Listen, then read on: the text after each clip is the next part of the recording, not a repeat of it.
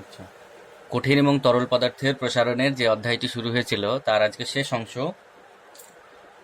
তো এর আগে পর্যন্ত আমরা দেখেছিলাম তরলের প্রকৃত এবং আপাত প্রসারণ সম্পর্কে, এবং ঘনত্বের সঙ্গেও প্রসারণ গুণাঙ্কের সম্পর্ক সেটাও দেখেছিলাম।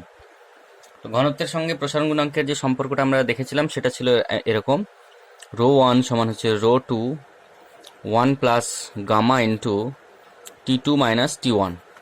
এটা ছিল সম্পর্ক। এখন এই অঙ্কটার ক্ষেত্রে যেমন দেওয়া আছে 0 ডিগ্রি সেলসিয়াস এবং 4 ডিগ্রি সেলসিয়াস উষ্ণতায় 10 সেন্টিমিটার কিউব জলের ভর যথাক্রমে এত গ্রাম এবং এত গ্রাম। তাহলে প্রথমে আমি 0 ডিগ্রি সেলসিয়াস উষ্ণতায় ঘনত্ব, 0 ডিগ্রি সেলসিয়াস উষ্ণতায় ঘনত্ব ρ1 সমান, ঘনত্বর ফর্মুলা হচ্ছে ভর বাই আয়তন, তাহলে ভর হচ্ছে 9.998 বাই আয়তন হচ্ছে 10, সুতরাং 0.9998 গ্রাম পার সেমি কিউব। ঠিক তেমনি 4 ডিগ্রি সেলসিয়াস উষ্ণতায় ঘনত্ব ρ2 সমান হচ্ছে 10, এটা হচ্ছে ভর, আর আয়তন 10 গ্রাম, আর হচ্ছে আয়তন হচ্ছে 10, সমান হচ্ছে 1 গ্রাম পার সেমি কিউব। তাহলে এখান থেকে প্রকৃত প্রসারণ গুণাঙ্ক নির্ণয় করতে বলছে। সুতরাং ফর্মুলাটা যদি আমরা 0 ডিগ্রি এবং 4 ডিগ্রির জন্য করি, তাহলে এই ফর্মুলাটা 1 এবং 2 এর জায়গায় ভেবে লিখবো ρ0 সমান হচ্ছে ρ4 ইন্টু 1 প্লাস গামা ইন্টু তাপমাত্রার বৃদ্ধি যেটা সেটা 4 ডিগ্রি সেলসিয়াস, সুতরাং এখানে 4 লিখে দিলাম। তাহলে ρ0 মানে হচ্ছে 0.9998 সমান হচ্ছে এটা 1 ইন্টু 1 প্লাস গামা ইন্টু 4, সুতরাং 1 প্লাস 4 গামা সমান হচ্ছে 0.9998, অতএব 4 গামা সমান হচ্ছে 0.9998 মাইনাস 1। এই ভ্যালুটা যেটা আসবে সেটা হচ্ছে -2 ইন্টু 10⁻⁻⁴। এখান থেকে আমরা ক্যালকুলেশনটা যদি গামার করি, সমান হচ্ছে -2 ইন্টু 10⁻⁻⁴ বাই 4 সমান হচ্ছে 5 ইন্টু -5 পার ডিগ্রি সেলসিয়াস হয়, এটা আমরা জানি প্রসারণ গুণাঙ্কের একক। এই ঋণাত্মক চিহ্নটা এবার এখানে চলে এসছে। তো ঋণাত্মক চিহ্নটা এই বোঝাচ্ছে যে সাধারণত উষ্ণতা বাড়ালে ঘনত্ব কমে। আমরা যে কোনো তরলের ক্ষেত্রে এটা আমরা জানি যে যত আমি তাপমাত্রা বাড়াবো সেটা আয়তনে প্রসারিত হবে, ফলে তার ঘনত্বটা কমবে। কিন্তু জলের ক্ষেত্রে এই 0 থেকে 4 ডিগ্রির মধ্যে একটু ব্যতিক্রম লক্ষ্য করা যায়, যে যখন 0 থেকে 4 ডিগ্রির মধ্যে আমরা তাপমাত্রা বাড়াই তখন সাধারণত আয়তন না বেড়ে আয়তন কমে যায়, ফলে ঘনত্বটা বাড়ে। তার জন্য এখানে আয়তন প্রসারণ গুণাঙ্কটা নেগেটিভ এসছে, যেহেতু আয়তন কমে তাই আয়তন প্রসারণ গুণাঙ্ক 0 থেকে 4 ডিগ্রি সেলসিয়াসের মধ্যে এই ভ্যালুটা আসছে মাইনাসে। কিন্তু এর পরে 4 ডিগ্রির পরে যদি করো তুমি, তাহলে দেখতে পাবে তারপরে আবার গামার ভ্যালু, যেটা তরলের প্রকৃত প্রসারণ গুণাঙ্ক, জলের প্রকৃত প্রসারণ গুণাঙ্ক, সেটা কিন্তু পজিটিভই আসবে। আচ্ছা, এরপরে আর একটা অঙ্ক।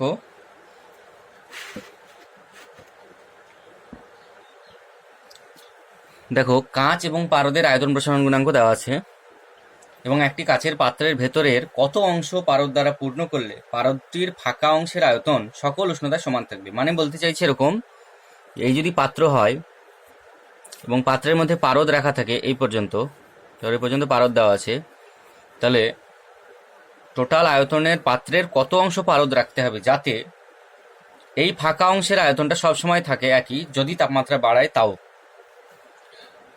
এবার এটা তখনই সম্ভব যে যদি পারদের প্রসারণ, পারদ এক্ষেত্রে তরল হিসাবে ব্যবহার হচ্ছে, পারদের প্রসারণ যতটুকু হবে পাত্রের প্রসারণও ততটুকু হয়। অর্থাৎ তরলটা যে পরিমাণ বাড়বে পাত্রটাও যদি সেই পরিমাণই প্রসারিত হয়ে যায়, ফলে লেভেলটা আমার একই থাকবে সবসময়, ফলে ফাঁকা অংশের আয়তনটা কখনোই কমবে না, একই থাকবে। তরলটা প্রসারিত হতে চাইবে, ফলে তরল প্রসারিত হলে এটা উপরের দিকে উঠে যাবে, ফাঁকা অংশের আয়তন কমে যাওয়ার সম্ভাবনা আছে। তখন একই পরিমাণ যদি পাত্রটাও প্রসারিত হয় নিজে, ফলে সেক্ষেত্রে সমান পরিমাণ যদি হয় তাহলে ফাঁকা অংশটার আয়তন কখনোই কমবে না। তাহলে আমি ধরে নিচ্ছি যে T ডিগ্রি সেলসিয়াস তাপমাত্রা আমি বাড়াচ্ছি।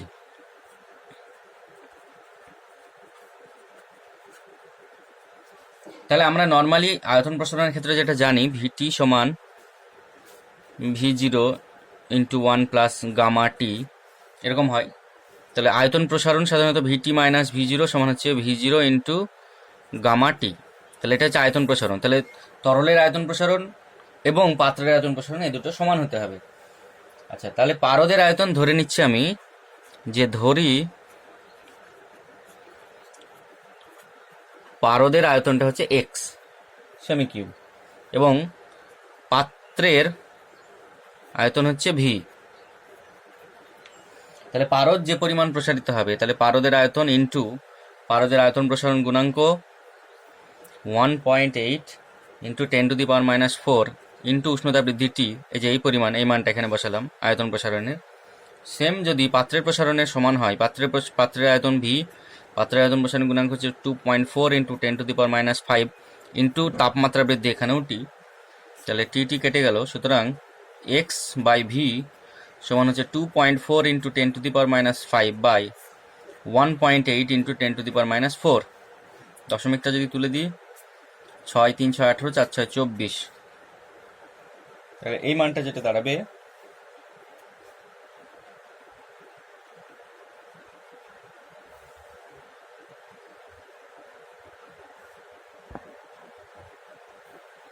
তাহলে 4/3 ইন্টু -4টাকে উপরে তুলে দিলাম 10⁴, আর এটা হচ্ছে 10⁵। তাহলে নিচে একটা 10 থাকবে। 4/30 সমান হচ্ছে 2/15 সমান 2/15 অংশ। এরপরের যে টপিকটা আছে সেটা হচ্ছে বিভিন্ন উষ্ণতায় তরলে নিমজ্জিত কঠিন বস্তুর আপাত ওজন হ্রাস। এটা বোঝার আগে আমি একটু রিমাইন্ড করে নিতে চাই যে কোনো বস্তুকে তরলের মধ্যে যখন ডোবানো হয়, মানে কোনো বস্তুকে তরলের মধ্যে ফেলা হয়, তখন সাধারণত তরল বস্তুটার উপরে একটা ঊর্ধ্বমুখী বল প্রয়োগ করে, যাকে আমরা বলি প্লবতা। এই প্লবতার মান বস্তুর দ্বারা অপসারিত তরলের ওজনের সমান হয়। অর্থাৎ এইটা যদি জল হয় বা কোনো তরল হয়, তার মধ্যে যদি বস্তুকে ফেলে দেওয়া হয়, বস্তুটার ওজন নিচের দিকে কাজ করে এবং প্লবতা উপরের দিকে কাজ করে, এবং এই প্লবতার জন্য বস্তুটার ওজন কিছুটা কমে যায়, অর্থাৎ ডাব্লু থেকে ডাব্লু ড্যাশ হয়ে যায়, কমে যায়। এই আপাত ওজন কতটুকু কমলো সেটা নির্ভর করে বস্তুটা কি পরিমাণ তরলকে অপসারিত করেছে তার ওজনের সমান। যদি বস্তুটার আয়তন ভি আয়তন জলের মধ্যে বা তরলের মধ্যে থাকে, তাহলে ভি ইন্টু তরলের ঘনত্ব, অর্থাৎ ভি মানে কি, যে আয়তন তরলের মধ্যে ডোবে সেই পরিমাণ তরল অপসারিত হয়, ফলে অপসারিত তরলের আয়তন হচ্ছে ভি, ঘনত্ব হচ্ছে রো তরলের, এবং জি যদি দিয়ে দিই তাহলে এটাই হচ্ছে অপসারিত তরলের ওজন। অর্থাৎ বস্তুর আপাত ওজন হ্রাস বস্তুটির দ্বারা অপসারিত তরলের ওজনের সমান হয়। তো প্রথমে আমি এটার জন্য ধরে নিচ্ছি যে ধরি কোনো একটা বস্তুর বায়ুতে ওজন করা হলো, সেটা হচ্ছে ডাব্লু। এটা কিন্তু ভর না, ওজন, ভালো করে মনে রাখতে হবে। এখন T1 ডিগ্রি সেলসিয়াস উষ্ণতায় সম্পূর্ণ নিমজ্জিত অবস্থায় বস্তুটার ওজন দেখা গেল W1, এবং সেম যদি আমি তাপমাত্রা আরো একটু বাড়াই T2, তখন সম্পূর্ণ নিমজ্জিত অবস্থায় বস্তুটার ওজন হচ্ছে W2। তাহলে T1 ডিগ্রি সেলসিয়াস উষ্ণতাতে আপাত ওজন হ্রাস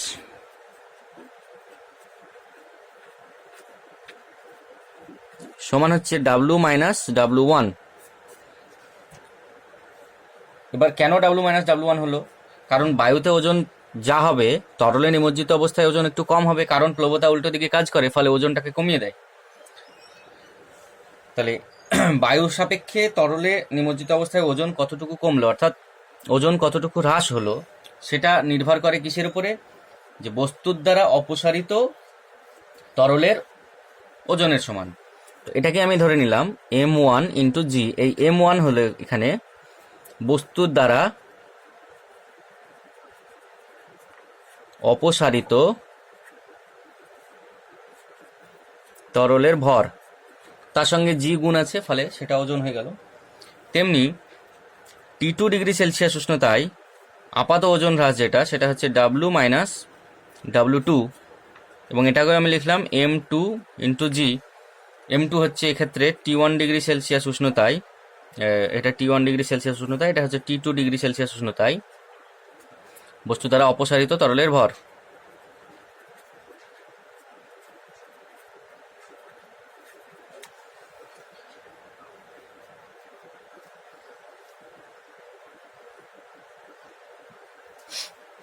এখন যদি আমরা এটাকে ধরি যে T1 ডিগ্রি সেলসিয়াস উষ্ণতায়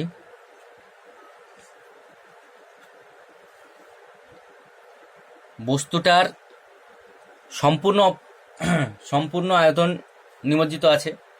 বস্তুটা সম্পূর্ণ নিমজ্জিত মানে কি, বস্তুটা পুরোপুরি ডুবে আছে, তাহলে বস্তুটার পুরো আয়তনটাই, বস্তুটার আয়তন এবং অপসারিত তরলের আয়তনটা পুরো সমান হবে। এক্ষেত্রে বস্তুটার আয়তন ধরে নিলাম আমি V1 এবং তার তরলের ঘনত্ব আচ্ছা এটা লিখে দিই, এটা হচ্ছে বস্তুর আয়তন। যেহেতু বস্তুটা পুরোপুরি তরলে নিমজ্জিত হচ্ছে, ফলে বস্তুটার পুরো আয়তন এবং অপসারিত তরলের আয়তনটা সমান হবে, একই হবে। অর্থাৎ যে পরিমাণ আয়তন ডুববে সে পরিমাণ তরল আয়তনের তরলকে অপসারিত করবে। আচ্ছা, তরলের ঘনত্ব যদি হয় ρ1, ঠিক তেমনি T2 ডিগ্রি সেলসিয়াস উষ্ণতায় বস্তুর আয়তন যদি V2 হয় এবং তরলের ঘনত্ব বস্তুর আয়তন V2, পার্থক্য কেন হলো, তাপমাত্রা বাড়লে সাধারণত বস্তুটা যদি কঠিন বস্তু হয় তাহলে আয়তনে একটু বাড়বে, এবং তরলের ঘনত্ব যদি ρ2 হয় তাহলে M1 এর ভ্যালু হবে V1 ρ1, M2 এর ভ্যালু হবে V2 ρ2। ভর সমান হচ্ছে আয়তন ইন্টু ঘনত্ব, অর্থাৎ এটা হচ্ছে অপসারিত তরলের ভর সমান হচ্ছে অপসারিত তরলের আয়তন ইন্টু অপসারিত তরলের ঘনত্ব। আর T2 ডিগ্রি সেলসিয়াস উষ্ণতায় অপসারিত তরলের ভর এটা, তাহলে অপসারিত তরলের আয়তন এটা এবং অপসারিত তরলের ঘনত্ব ρ2। যেহেতু তাপমাত্রা বাড়ালে ঘনত্বেরও পরিবর্তন হয়, তার জন্য ρ1 এবং এটার ক্ষেত্রে ρ2 হবে। এখন আয়তন এবং ঘনত্বের যে সম্পর্ক সেটা আমরা ভালোভাবে জানি, সেটা হচ্ছে ρ1 সমান হচ্ছে ρ2 ইন্টু 1 প্লাস গামা টি, তাপমাত্রা বৃদ্ধির জন্য। আর আয়তনের জন্য এটা হয় V2 সমান V1 ইন্টু 1 প্লাস গামা টি। এবার এই আয়তন প্রসারণ যেটা, সেটা এক্ষেত্রে এই যে V1 এবং V2 এগুলো হচ্ছে বস্তুর আয়তন, অর্থাৎ কতটুকু ডুবেছে, এখানে পুরোটাই ডুবে আছে। তাহলে এক্ষেত্রে তো এটা কঠিন বস্তুর আয়তন প্রসারণ, তার জন্য এটা গামা এবং এটাও গামা একই রকম হবে না, এটা তরলের প্রকৃত প্রসারণ, এটা হচ্ছে বস্তুটার আয়তন প্রসারণ, তার জন্য এখানে আমি গামা এস লিখে দিলাম সলিড বলে। তাহলে এখান থেকে যদি আমরা ক্যালকুলেশনটা করি, M2 সমান V2 এর মান এবং ρ2 এর মান যদি আমি বসাই, V2 এর মান হচ্ছে V1 into 1 plus gamma S into T, আর ρ2 এর মান যদি এখান থেকে বসাই তাহলে হবে ρ1 বাই 1 প্লাস গামা টি। তাহলে V1 ρ1 into 1 plus gamma S into T আর 1 প্লাস গামা টি এর পাওয়ার হয়ে গেল -1। V1 ρ1 মানে হচ্ছে M1। আচ্ছা, তাহলে এটা 1 plus gamma S into T, আর এটা আমরা দ্বিপদ উপপদে বলেছিলাম যে যদি গামার ভ্যালু অনেক কম হয় তাহলে এর অনেকগুলো টার্ম হয় পরপর। প্রথম টার্মটা আসবে 1 মাইনাস গামা টি, তারপরেরটা আসবে প্লাস দিয়ে গামা স্কোয়ার টি স্কোয়ার, তো পরের টার্মগুলো আরও ছোট হয়ে যায়, তার জন্য ওইগুলো আমরা ধরি না। তাহলে M1 into 1 plus gamma S into T minus gamma T minus gamma S T square গুণ করে দিলাম। এবার এটার ক্ষেত্রেও দেখতে পাওয়া যাচ্ছে যে এই টার্মটা, দুটো টার্মই ছোট, তাদের গুণফল আরও ছোট হয়, ফলে এই টার্মটাকে আমরা নেগলেক্ট করব। তাহলে M1 into 1 minus gamma S into T, তাহলে অতএব M2 সমান M1 into 1 minus gamma S into T. অর্থাৎ এখন সাধারণত তরলের আয়তন প্রসারণ কঠিনের আয়তন প্রসারণের তুলনায় বেশি হয়, অর্থাৎ gamma greater than gamma s হয়। তাহলে এখান থেকে আমরা দেখতে পাচ্ছি অবশ্যই M2 হবে লেস দেন M1, অর্থাৎ M1 এর থেকে ছোট, অর্থাৎ M2G লেস দেন M1G, অতএব W2 লেস দেন W1। অর্থাৎ যদি উষ্ণতা বাড়ানো হয় তাহলে বস্তুটার যে আপাত ওজন সেটা সাধারণত কমে যায়, অর্থাৎ উষ্ণতা বাড়ালে তরল নিমজ্জিত বস্তুর আপাত ওজন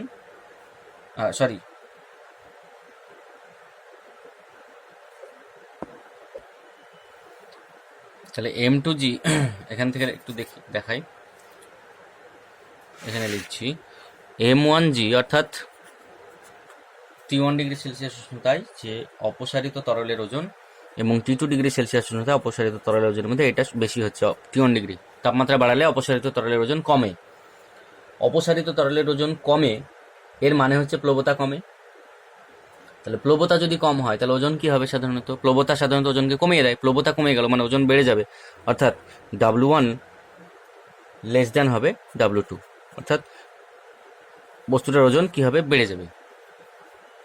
প্লবতা যেহেতু কমে যাচ্ছে, প্লবতা ওজনকে কমায়, তাহলে প্লবতা কমে গেল মানে ওজন বেড়ে যাবে, তার জন্য W1 লেস দেন W2। সুতরাং কোনো বস্তুর যদি তরলের মধ্যে নিমজ্জিত করা হয় তাহলে তাপমাত্রা যদি বাড়ানো হয় তাহলে তার আপাত ওজন যেটা আমরা দেখতে পাই সেটা সাধারণত বেড়ে যায়।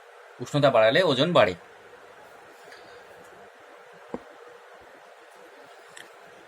এবার হচ্ছে জলের ব্যতিক্রান্ত প্রসারণ। সাধারণত তাপমাত্রা বাড়ালে যে কোনো তরলের আয়তন বাড়ে, কারণ আয়তনটা প্রসারিত হয়, ফলে আয়তনটা বাড়ে। কিন্তু জলই হচ্ছে এমন একটি তরল যেটার ক্ষেত্রে সাধারণত 0 ডিগ্রি সেলসিয়াস উষ্ণতা থেকে প্রথম 4 ডিগ্রি সেলসিয়াস উষ্ণতা পর্যন্ত যদি তাপমাত্রাটা বাড়ানো হয় তাহলে আয়তনটা কমে। আয়তন কমলো ফলে ঘনত্ব বাড়ে, স্বাভাবিক। তাহলে জলের এই যে প্রসারণটা অন্যান্য তরলের থেকে এই তরলের অর্থাৎ জলের যে এই প্রসারণ ব্যতিক্রান্ত মানে ব্যতিক্রম দেখা যায়, এটাকে বলা হচ্ছে জলের ব্যতিক্রান্ত প্রসারণ। তাহলে যদি আমরা গ্রাফ রিপ্রেজেন্ট করি আয়তন এবং তাপমাত্রার,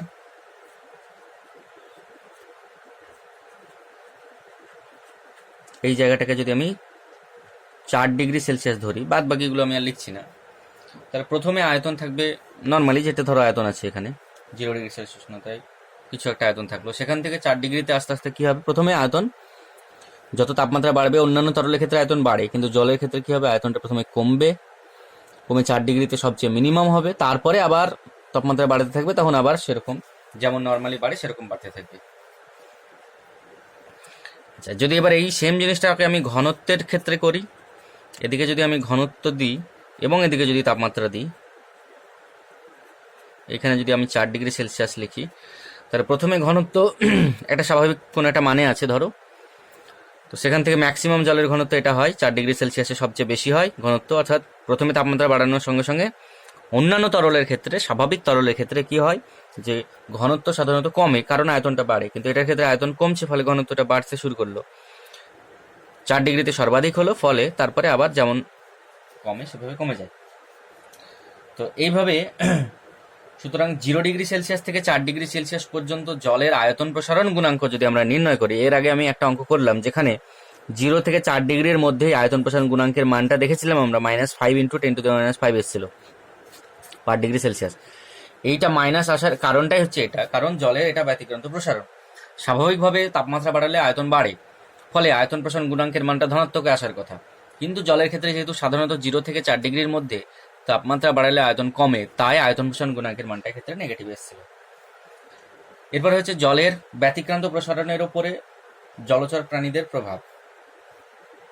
মানে জলচর প্রাণীরা জলের ব্যতিক্রান্ত প্রসারণের কারণে কিছুটা সুবিধা পায়, সেটা কি? সাধারণত কোনো শীতপ্রধান দেশে শীতকালে জলের যে তাপমাত্রা সেটা সাধারণত ওখানকার পরিবেশের তাপমাত্রা 0 ডিগ্রির কাছাকাছি চলে আসে। এখন এইটা পুরো পুকুরের জল যদি হয়, এখন উপর থেকে নিচ পর্যন্ত পুরো জলটাই ঠান্ডা হতে শুরু করে, এবং যখন প্রথমে উপরের দিকে হয়, উপরের দিকে জলটা তাড়াতাড়ি ঠান্ডা হয়, ভারী হয়, ঠান্ডা হয়ে গেলে পরে তারা নিচের দিকে নেমে চলে আসে, এবং নিচের হালকা হচ্ছে গরম জল বা গরম বেশি তাপমাত্রা জলগুলো উপরে চলে যায়, এইভাবে চলতে থাকে। এবং এক সময় দেখা যায় যে জলের তাপমাত্রা, নিচের জলের যে তাপমাত্রা, এই তাপমাত্রাটা 4 ডিগ্রি এর কাছাকাছি নেমে যায় বা 4 ডিগ্রি এর নিচে নেমে যায়, এবং 4 ডিগ্রিতে আমরা জানি যে এই জলের ঘনত্বটা সর্বাধিক, ফলে 4 ডিগ্রি সেলসিয়াসের যে জল সেটা আর হালকা হয় না, সেটা সবচেয়ে ভারী হয়, ফলে এই জলটা আর উপরে উঠতে পারে না। নর্মালি পরিচালন স্রোতের মাধ্যমে জলের গরম হওয়া বা ঠান্ডা হওয়া হয়। প্রথমে কি হচ্ছিল যে উপরের জলটা ঠান্ডা হচ্ছিল, ফলে ভারী হয়ে যাচ্ছিল, ফলে সেটা নেমে আসছিল, নিচের গরম জলটা হালকা হয়ে উপরে উঠে যাচ্ছিল।